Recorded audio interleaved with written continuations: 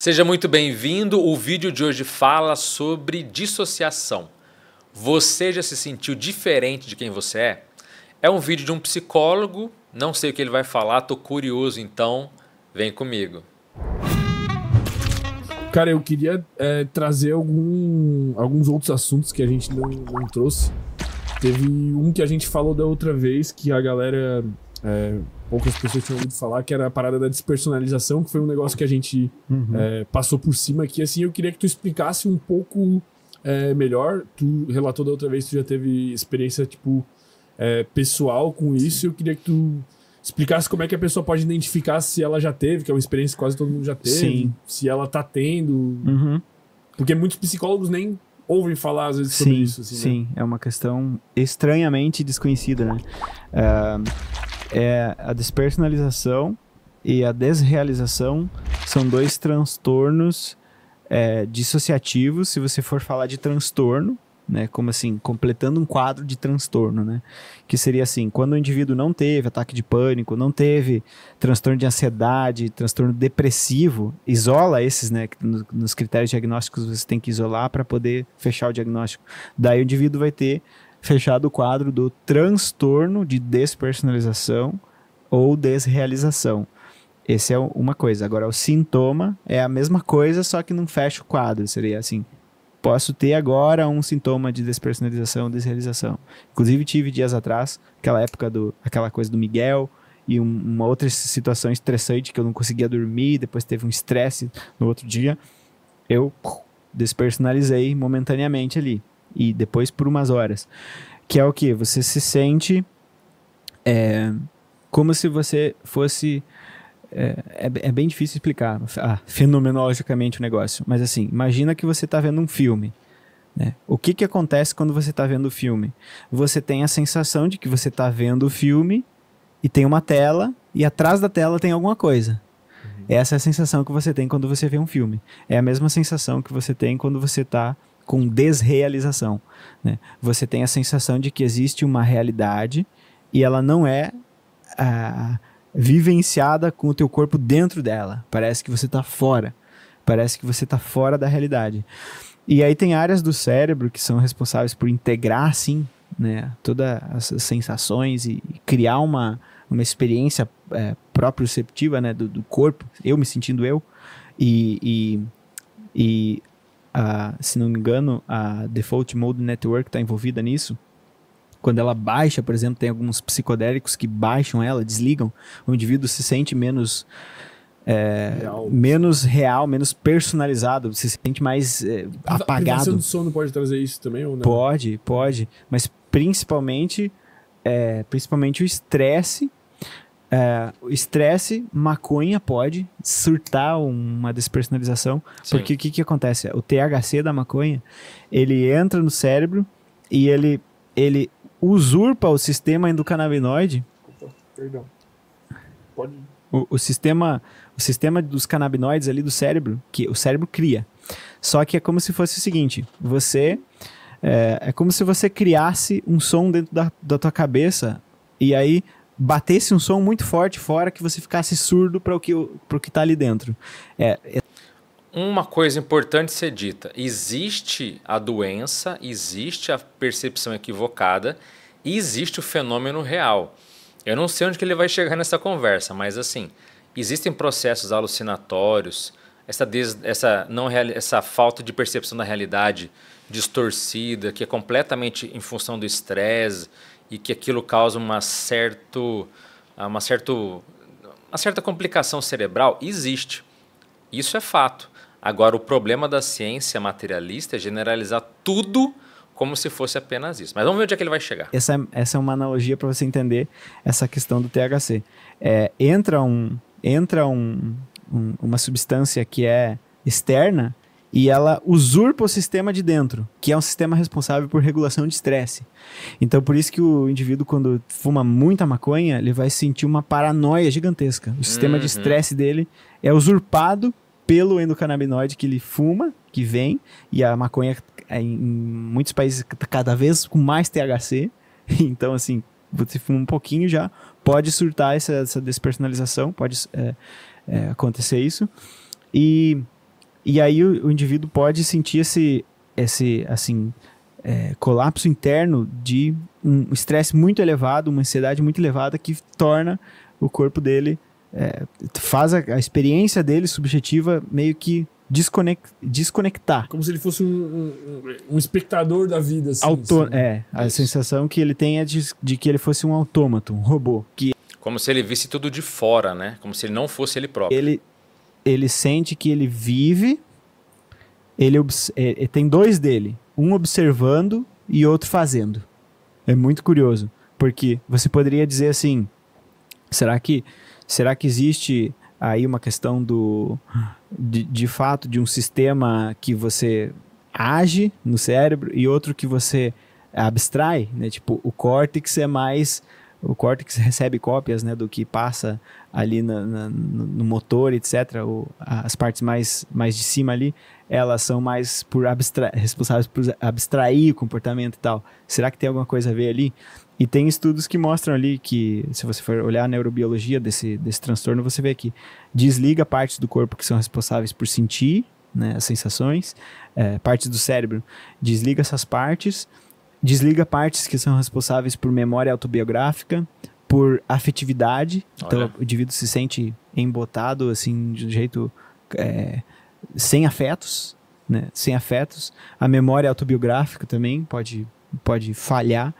Então o indivíduo sente uma estranheza com relação à vida dele.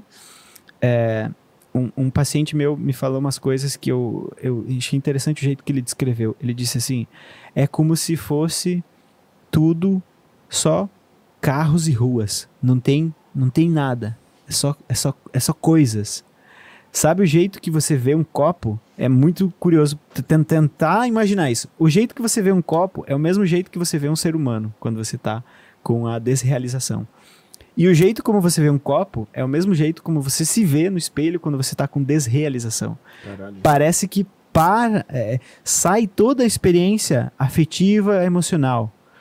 E aí, não tem sentido, nada, entendeu? Então eles ficam muito apavorados, porque justamente, por isso que eu falo do ponto assim do self, da narrativa que você cria, e assim, se você for falar da questão do intérprete, que tem alguns estudos que falam do potencial de prontidão, que é quando você escolhe um botão ou outro e você já tinha escolhido antes. Daí vai ter gente que vai dizer que você não escolhe, na verdade, porque você pegou os botões, você não escolheu.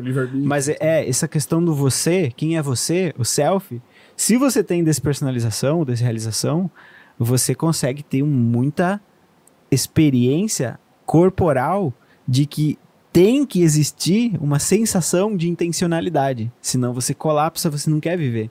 Porque... Inclusive, falar sobre esse assunto pode ser um gatilho. Pode ser. Inclusive isso. Mas assim, eu acho que quem tem um gatilho com isso, é assim, você não vai criar um gatilho numa pessoa do nada, entendeu? Eu tinha gatilho quando eu assisti Matrix, primeira coisa, que tem muito essa coisa de você tá na realidade, pum, não tá mais, né? E aí, eu tinha ataque de pânico, e aí eu fui tendo. E depois eu passei por um estresse, assim, intenso, muito intenso, um burnout gigantesco e tal, num relacionamento muito ruim que eu tinha na época, e aí eu despersonalizei. Mas assim, não foi o filme que eu assisti, né? O filme que eu assisti pode ter antecipado uma coisa que já ia acontecer, mas ia acontecer depois quando tinha 35 anos, 40 anos, talvez, ou 2, 3 anos depois. Normalmente, tipo, sei lá, um acidente de carro, a pessoa pode ter isso. Pode ter isso. E tem algumas questões que são... você vê nos pacientes frequentes, assim. Esquemas de superconexão ou desconexão. Esquemas, assim, de superdependência emocional ou de... o contrário, sabe? Ou eu sou dependente emocional dos meus pais ou tal, ou da minha namorada, ou sei lá, ou eu não sou. Eu sou extremamente... Ou apegado ou muito desapegado. Isso, esquemas de superconexão ou desconexão. Outra coisa, essa coisa de fuga da realidade para lidar com o estresse. Também é uma coisa que você vê frequente nesses pacientes. Que tem propensão a isso. Eu, por exemplo, era uma criança, um adolescente e um jovem adulto que eu falava para os meus amigos. Eu dizia assim, eu passo mais tempo na ficção da minha cabeça do que na realidade. Eu passo muito tempo nas minhas fantasias do que na realidade. Né? Então, assim, quando você tá diante de um estresse, você, foge, né? Esse esquema de fuga pode predispor o sujeito a ter a despersonalização como sintoma. Então, assim, vão ter que ser coisas que vão ter que ser trabalhadas.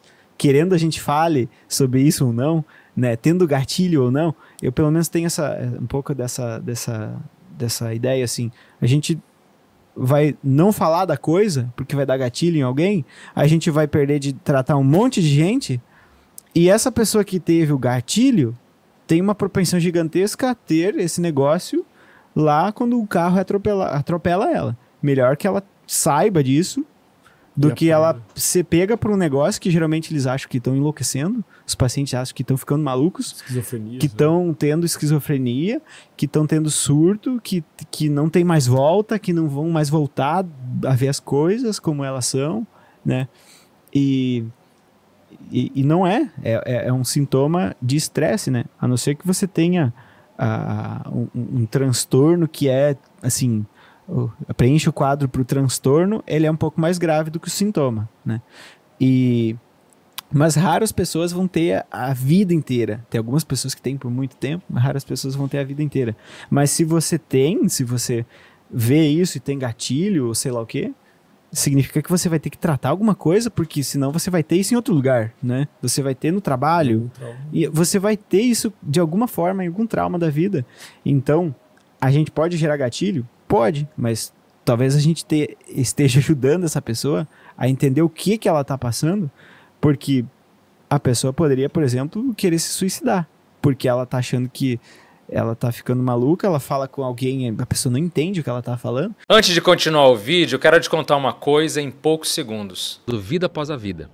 Esse curso Vida Após a Vida é para Vida Após a Vida. Vida Após a Vida é o pra curso gente novo. dar as bases. Meu nome é Alexandre Pereira e depois de estudar centenas de casos de experiências de quase morte e de eu mesmo ter experiências fora do corpo, criei o curso chamado Vida Após a Vida. E esse curso é um guia completo para você entender o que existe além da matéria, sem mitos, sem medos, apenas a verdade. Se você sente que a vida é muito mais do que essa realidade que conhecemos, esse curso é para você. Imagine descobrir que a morte não é o fim, mas o início de algo extraordinário. Em apenas 7 aulas, eu vou te trazer um conhecimento que vai expandir a sua consciência e te dar uma nova visão da realidade, onde tudo finalmente faz sentido. E o melhor de tudo, o curso Vida Após a Vida é 100% online, gravado e acessível. Clique abaixo e garanta o seu acesso para o Vida Após a Vida. Imagina eu te falar, é como se você visse você mesmo como se fosse um copo. Você dizer, quê? Porra, Como assim? Mas é isso, você sente que os corpos humanos são vazios. Não tem significado ali nas ações. A intencionalidade que você olha, uma pessoa fazendo isso aqui, ó, né? O que ela tá fazendo? Tá tentando pegar o copo. Né? Um dos caras que estuda muito isso é o Matthew Lieberman, que é um neurocientista cognitivo. Ele estudou muito isso de você fazer testes com as pessoas para elas olharem para alguém agindo e dizer a intenção. E descobrir a intenção, né? Fazer a teoria da mente e tal. A pessoa que tem despersonalização, zero isso, entendeu? É igual isso aqui, ó. Um ser humano se movendo é isso aqui pra ele, entendeu? É uma coisa sem nada. E qual que é o caminho de remissão disso aí? Qual o caminho de volta pra... Como é que o Neo volta pra Matrix? Vai ter que aprender a lidar com o estresse, com a frustração. Então vai ter que fazer uma psicoterapia, às vezes medicação. Às vezes o indivíduo está com um transtorno depressivo e ansioso ou de pânico como comorbidade. Muito frequente isso. Né? Eu já tratei alguns pacientes, deixa eu ver, 3, 4, 5, acho, com isso aí. Quase todos tinham depressão e comorbidade. E daí o que acontece? Depressão é uma inflamação, né, de várias coisas ali no cérebro e no corpo, né? E desregulações de ciclo circadiano, sistema de estresse muito alto e tal. E aí, como é que você vai sair desse quadro se você não trata a depressão, não trata a ansiedade? Vai ter que tratar essas comorbidades, mas também vai ter que fazer uma psicoterapia que é mais focada para isso, que é assim, mais na questão de você também, como a questão do trauma lá, você conseguir experienciar o sensorial de novo, vivenciar o sensorial de novo, voltar para isso. Talvez tipo, alinhar umas práticas, tipo, praticar um esporte, assim, pode ser demais. Porque daí você descarrega aquele estresse. E uma das questões muito, muito impactantes, assim, é que o indivíduo não sente que ele está se estressando, que ele está ficando ansioso, né? Porque ele fica embotado, ele fica assim... Você pega esse indivíduo no meio de um monte de estresse numa semana, e na outra semana ele tá bem e não sabe o que aconteceu. Ele tá melhor, mas ele não sabe.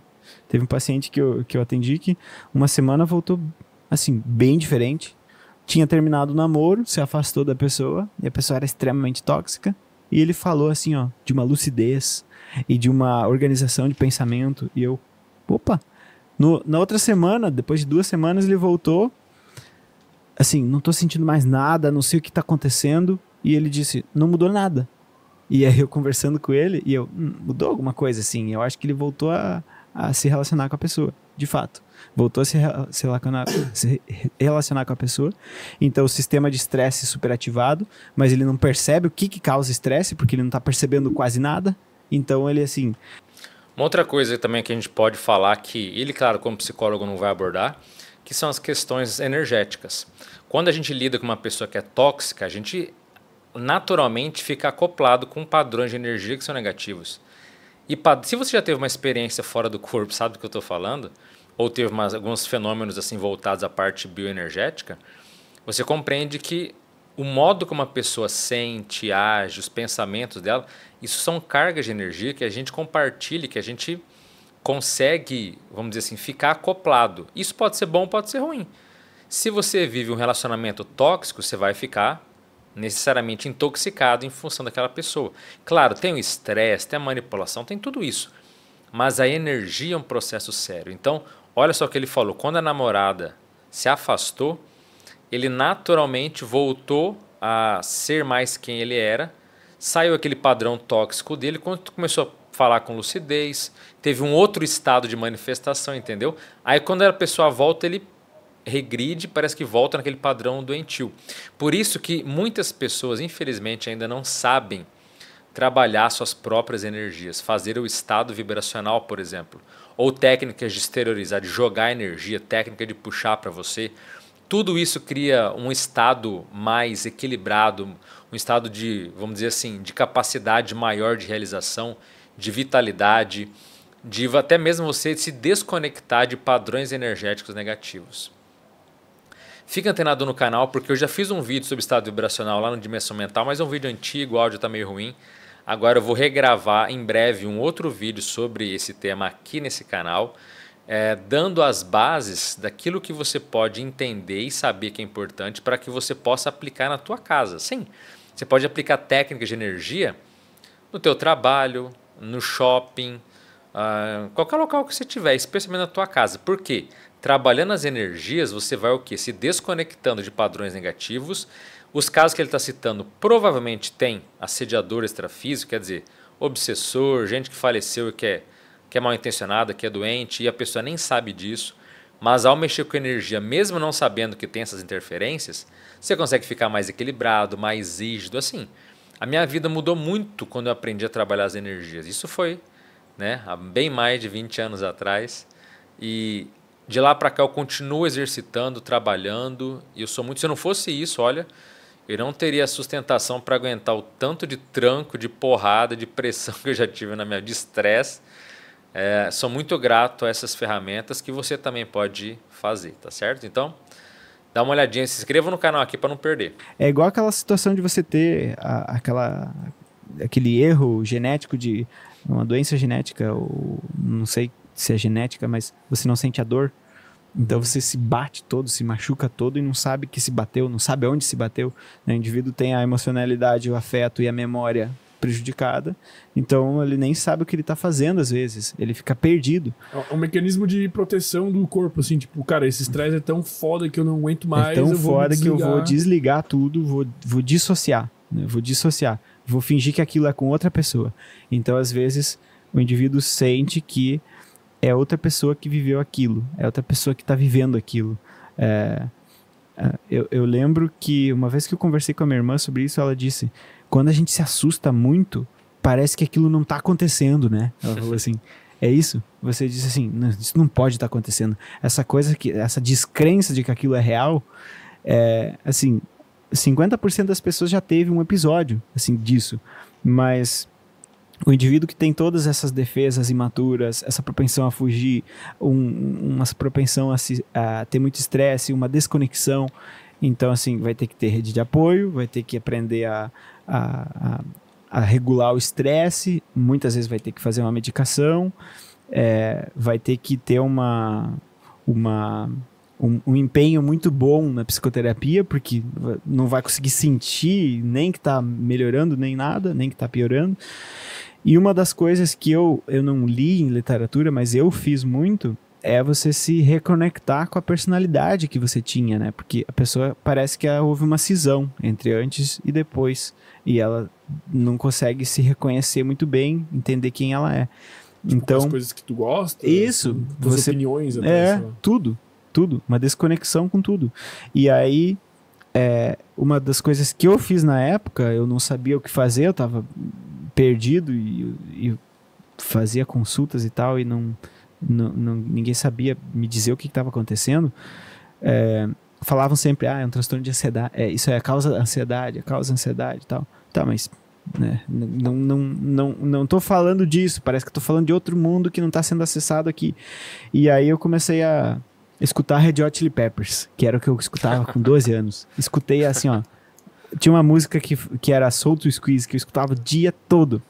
E inclusive ela tem uma letra que falava, eu tenho uma doença no cérebro que me torna distanciado de tudo, não sei como vim parar aqui lentamente, quando eu tiver um pouco de paz de espírito, vou te dar isso. E eu ficava mentalizando aquela música, dizendo, cara, que letra fenomenal, eu gostava muito dessa música. E daí começava a lembrar de quando eu comecei a tocar, porque eu comecei a tocar mais ou menos com uns 15 anos, e aí comecei a assistir filme, ler livro, toda daquela época. Comecei a se reconectar contigo. Eu pensei assim, se eu não tô me sentindo eu vou buscar em algum lugar, nas experiências que eu tive no passado, com as coisas, eu vou tentar buscar ali. E aí eu comecei através dessas coisas, assim, música, livro, filme, séries. Mas eu tava sozinho, né? Eu tava numa cidade estranha, sem ninguém por perto. Então, assim, tava fazendo exercício, né? Tava correndo todo dia, escutando aquelas músicas, mas não tinha uma rede de apoio. Então, isso aí foi, assim, demorou muito mais porque eu não tinha uma rede de apoio. E eu não conseguia... eu não conseguia falar disso na terapia. Então, demorou mais ainda por conta disso. Medicamento também não teve nenhum medicamento que foi prescrito para isso, então também teve três fatores aí que prejudicaram. Então eu fiquei, tipo, eu não lembro quanto que eu fiquei, acho que de fevereiro até setembro, meu Deus, alguma coisa assim, eu não lembro. E só que aí que tá, eu sempre fui muito interno, né, muito pra dentro e pouco pra fora. Então, assim, eu precisava aprender a lidar com isso. Eu precisava aprender a externalizar as coisas. Eu precisava aprender a dizer, não vai fazer isso, não quero e tal. Me expor, falar. Eu não fazia vídeo na internet nessa época, não fazia nada disso. Eu era muito interno, muito lá dentro, muito pra dentro.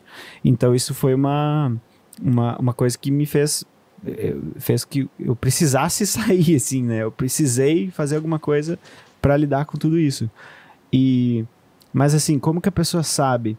Ela, em geral, ela vai ouvir e vai dizer, eu tô com isso. É batata, assim. Quem ouviu isso aqui... Quem ouviu e sentiu um negócio, ela vai dizer, meu Deus, eu tenho isso, é isso que eu tenho. Entendeu? Ela vai dizer, eu já tive isso.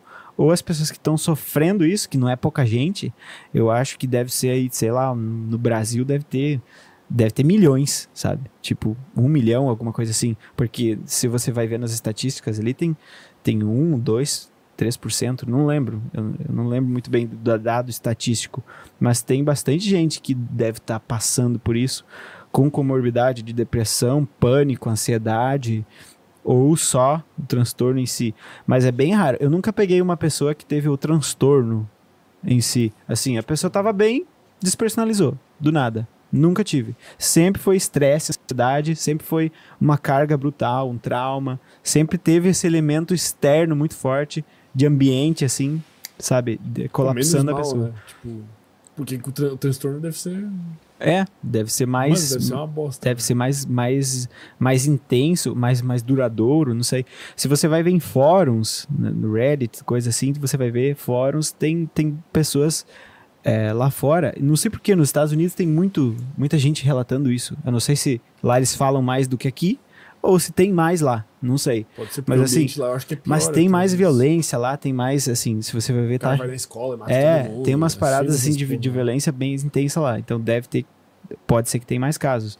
E aí, nos fóruns, às vezes, você vê relatos de pessoas que têm por muito tempo, mas pode ser que também não procuraram um tratamento adequado e não existe muito material ainda sobre isso. Lá no Antinatural eu vou fazer 3 aulas sobre isso, que eu consegui catar de um livro que eu procurei, encontrei um livro que descrevia muito bem, assim, a neurobiologia, a fenomenologia do negócio, até da parte de filosófica, onde se apareceu na filosofia, na literatura, várias coisas interessantes que eu nunca tinha visto em livro nenhum, eu consegui achar e vou levar lá pra dentro da comunidade. Gostou desse corte? Deixa o like, se inscreve. Enquanto a gente tá aqui, tu tá apoiando a gente, daqui a pouco a gente tá com 1 milhão, tu vai falar que tu foi um dos primeiros, hein? Boa, muito legal aí o vídeo. Agora, uma nova observação, uma nova teoria aqui para quem gosta desses assuntos. Quando você tem uma experiência de quase morte, quer dizer, quando a pessoa sofreu um acidente e ela se vê fora do próprio corpo, alguns até falam, isso aí é dissociação, porque ela vê um mundo diferente, realmente, mas não que seja cerebral. Tanto que nesses casos de, por exemplo, acidente automobilístico, a pessoa vê que o corpo dela está lá estirado no chão, mas ela vê o corpo e ela sente que ela não é aquele corpo. Aquele corpo é só um veículo, é como se fosse um sapato que ela usa para se manifestar na vida, entende? Mas ela não é o corpo. Só que isso vem com uma ausência de urgência, do tipo, meu corpo está ali ensanguentado, ou ele pode estar quebrado, ele acabou de sofrer um acidente, e a pessoa não se importa com o corpo. Mas ela está num estado de paz íntima que é tão grande que aí é o diferencial desses casos que ele citou. Porque a pessoa está dissociada, mas ela sente que a vida perdeu o gosto, perdeu o sentido, ela tá fora desse contexto. E na experiência, quando você sai do corpo e observa o seu corpo de fora, o caso da EQM ele é mais latente, mas muitas pessoas podem ter experiências fora do corpo na sua casa e ter a mesma coisa, entendeu? Quando ela olha para o corpo dela deitado na cama, sem acidente nenhum, ela aplicou uma técnica, saiu lucidamente, quando ela olha para o corpo na cama dela, ela fala, poxa, esse corpo, sim, mas ela até pode sentir gratidão, mas às vezes sente uma certa indiferença, sente como se não fosse ela, e isso é normal, isso é da própria consciência. Então, onde eu quero chegar com isso? Existe um fenômeno chamado de descoincidência. O que é isso? É quando você desencaixa os seus corpos, literalmente. O que é desencaixar? Então, agora meus corpos estão todos encaixados. Eu estou fora do corpo? Não, estou aqui falando com vocês. Mas se aplicar uma técnica de relaxamento, uma técnica específica, você começa a desencaixar ou descoincidir. E uma hipótese que eu lanço aqui é que justamente pessoas que tenham a descoincidência, o desencaixe espontâneo, possam passar por isso.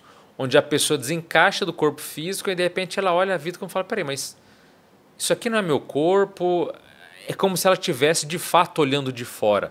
Mas não que seja sempre uma patologia mental cerebral, mas que pode haver uma certa soltura, uma saída parcial, mínima. Não estou falando que a pessoa saia do corpo completo, mas é uma saída mínima do próprio corpo físico que faz com que a pessoa observe a vida sobre uma ótica mais multidimensional, mais de uma outra dimensão extrafísica, entende? Então, isso pode estar relacionado com esses casos de dissociação, que a pessoa se desconecta com o próprio corpo, com a vida. E veja, esses casos de soltura, de descoincidência, de desencaixe, Já vi pessoas que passaram isso por muito tempo. Ou tiveram alguns episódios desencadeados por quê? Pelo que ele falou. Estresse, pressão, essas cargas de energia negativa. De repente, por que isso pode acontecer? Porque a pessoa está tão estressada, está tanta energia tóxica dentro dela, está tão complicada a situação. Qual que é o sentimento dela por dentro? Pô, eu quero fugir dessa vida. Eu quero fugir do meu corpo. Por mim, eu fugiria de tudo. Ela não consegue fugir, mas inconscientemente ela pode estar ali se desencaixando do corpo, porque a intenção dela não é ficar mais ali. Ela não quer a vida dela, ela não quer nada, ela quer sumir, entendeu?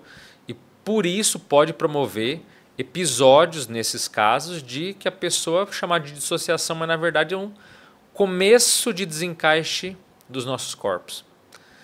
Você já ouviu falar disso? Já ouviu falar de descoincidência? Já ouviu falar de experiência fora do corpo? Pois é, então, esse é um assunto muito interessante e que para você entender mais na prática. Se você nunca teve uma experiência fora do corpo, convido você a se inscrever no curso EFC, Experiência Fora do Corpo.